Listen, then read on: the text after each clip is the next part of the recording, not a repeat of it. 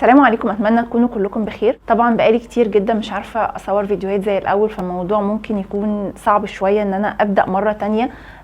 في حاجات حاسه ان انا اصلا نسيتها، فكره ان انا اقف قدام الكاميرا واتكلم كل الكلام ده يعني ما بيبقاش سهل عليك انك تبدا في حاجه مره تانية بعد فتره طويله متعود على حاجه معينه. يمكن يكون ده نفس موضوع الفيديو اللي هنتكلم عنه النهارده، وهو فكره التعود. اعتمادنا حاليا على الشاشات بقى بشكل كبير جدا، من موبايل للابتوب لاجهزه كمبيوتر وغيره من الاجهزه اللي كل يوم بنسمع عنها. طبعا اكيد الفكره هنا مش فكره الاجهزه نفسها في حد ذاتها بقدر النتائج اللي بتحصل لنا من فرط استخدامها الرهيب، من اجهاد العقل لفقد القدره بشكل رهيب جدا على التركيز، لفقد قدرتنا كمان على استخدام مهارات عقلنا بالشكل المطلوب او بالشكل الافضل. غير طبعا المشكله الاكبر اللي بتواجهنا، وعلى عكس المتوقع، ان هي بتزود تعاستنا، بتزود نسبة القلق، نسبة التوتر، نسبة الخوف، وإحساس الإنسان دايما بفكرة المقارنة، وأفكار تانية كتير بتخطر على بالنا من المشاهد والصور اللي طول الوقت بتتصدر لنا وبنشوفها قدامنا طول الوقت، فبيتخزن عندنا ثقافة معينة أو ذوق عام أو قلق معين داخلنا. كل ده بيكون نتيجة للحاجات اللي احنا بنشوفها قدامنا طول الوقت، واللي مع الوقت بتبقى حاجة عادية وكأنها حاجة يعني المفروض نشوفها عادي وما نعلقش عليها أصلا. كل ده ممكن يكون بيحصل بسبب استخدامنا المبالغ للأجهزة دي أو للإنترنت بشكل عام.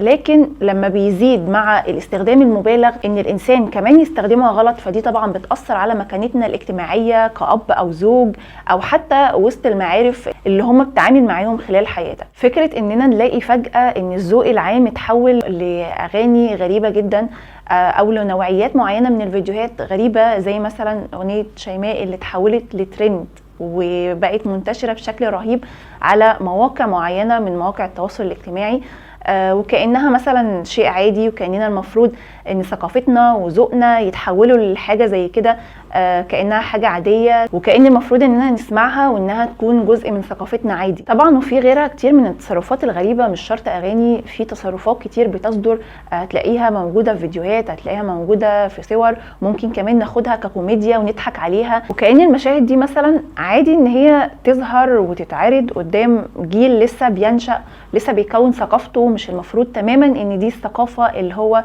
ينشأ عليها ويتعود عليها في حياته. وده اللي حذرت منه خبيرة الإدمان العالمية والأستاذة بجامعة ستانفورد البريطانية أنا ليمبيكي، إن الإدمان الرقمي يبقى هو أهم مشكلات وقتنا الحالي. في كتابها اللي صدر في الفترة الأخيرة بعنوان دوبامين نيشن أو أمة الدوبامين، بتقترح فكرة، وهي فكرة الصيام.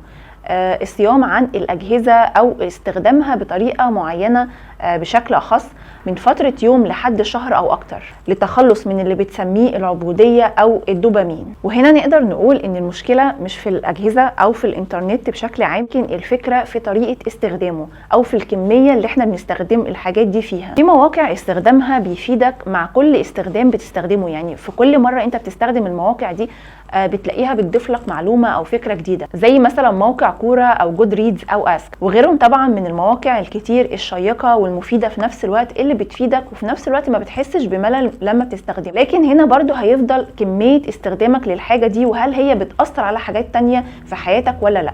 في مقال لصحيفة الجارديان بتوضح إن أنا ليمبيكي بتطلق على اسم الموبايل إبرة تحت الجلد، بنلجأ ليها للحصول على إشباع سريع واهتمام والتأكد من صحة آرائنا وأفكارنا.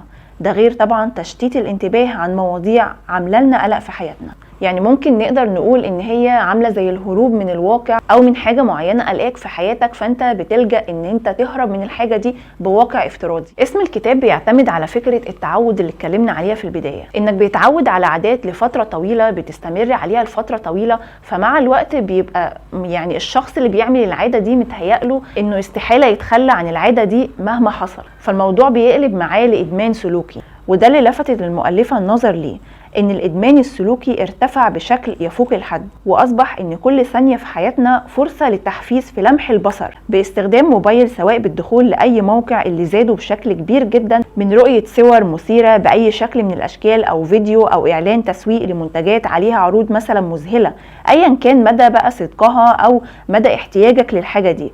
كل الكلام ده بيعمل تحفيز للإنسان بشكل غير طبيعي. العجيب هنا واللي بيعتبر مربط الفرس إن برغم من كل مصادر اللي عندها قدرة رهيبة على جلب المرح والفرح والسعادة وكل شيء فيه إثارة، إلا إن البيانات بتظهر إننا أقل سعادة. ده كمان على العكس إن ارتفعت معدلات الاكتئاب في آخر 30 سنة بشكل كبير جدا.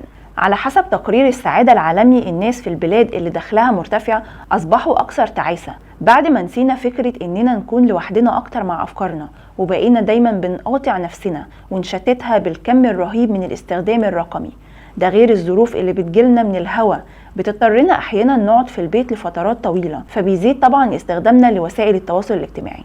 كمان الكاتبة وضحت فكرة مهمة جدا، وهي الجري ورا الإعلانات اللي شفناها في الفترة الأخيرة في البلاك فرايداي كانت منتشرة بشكل رهيب جدا. بعض الناس أو يمكن أغلب الناس بتجري ورا الإعلانات دي بشكل رهيب، سواء كانت محتاجة للمنتج ده أو مش محتاجاه. الفكرة إن في عروض رهيبة فأنا عايز أجرب العروض دي أو عايز أحاول أستفاد منها بأكبر شكل ممكن. كمان وضحت فكرة الإثارة اللي الإنسان ممكن يكون عايز يجربها من فكرة إنه يفتح صندوق مثلا جايله أو طلبه من شركة معينة، ففكرة فتح الصندوق دي في حد ذاتها بالنسبة له بتثير أعصابه أو بتحفزه إن هو يجرب التجربة دي. طبعا بتحذر جدا من فكرة استسهال الحصول على هرمون السعادة الدوبامين اللي بتسميه كيم كارديشيان الهرمونات، عن طريق تصفح الإنترنت من غير أي فايدة أو مشاهدة فيديوهات بكل سهولة، لأن الموضوع مع الوقت بتزيد خطورته وبتقل كمان متعته وبتحتاج لزيادة إلى ما لا نهاية.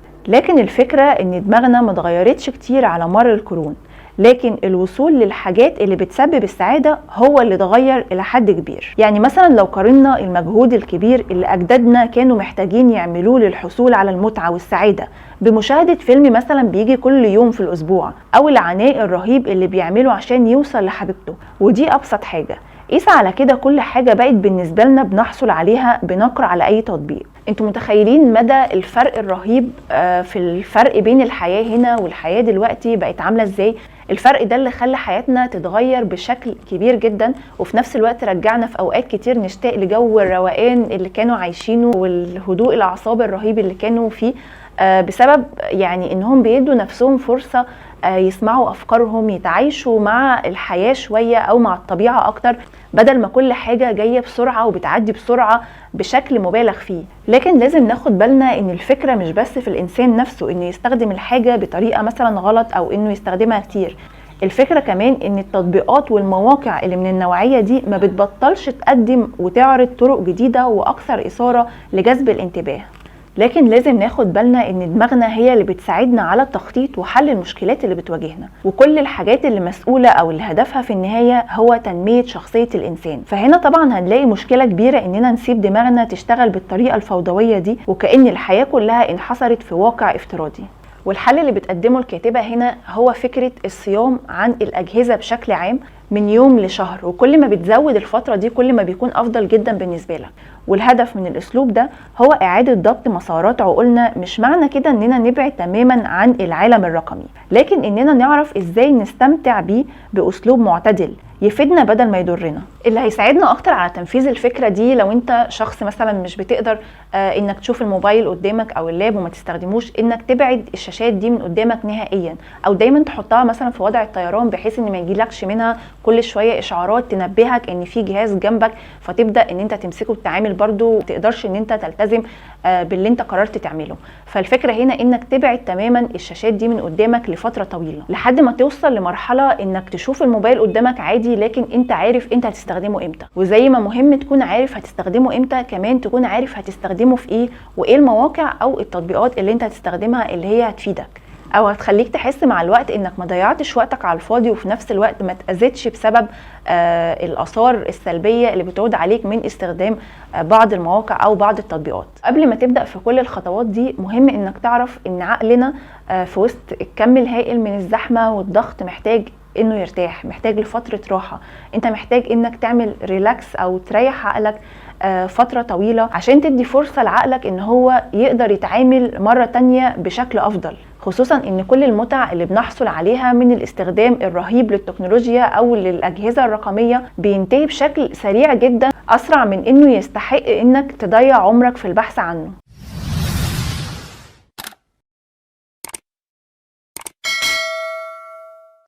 طبعا زي ما مهم اعرف رايكم في الفيديو، كمان مهم جدا بالنسبه لي انكم تشاركوني افكاركم وتجاربكم مع الادمان الرقمي.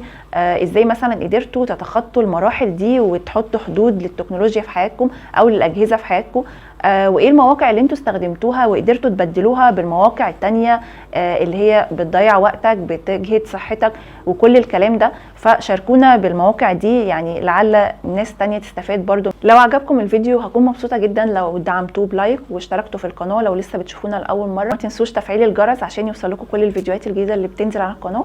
اشوفكم على خير ان شاء الله في فيديو جديد. مع السلامة.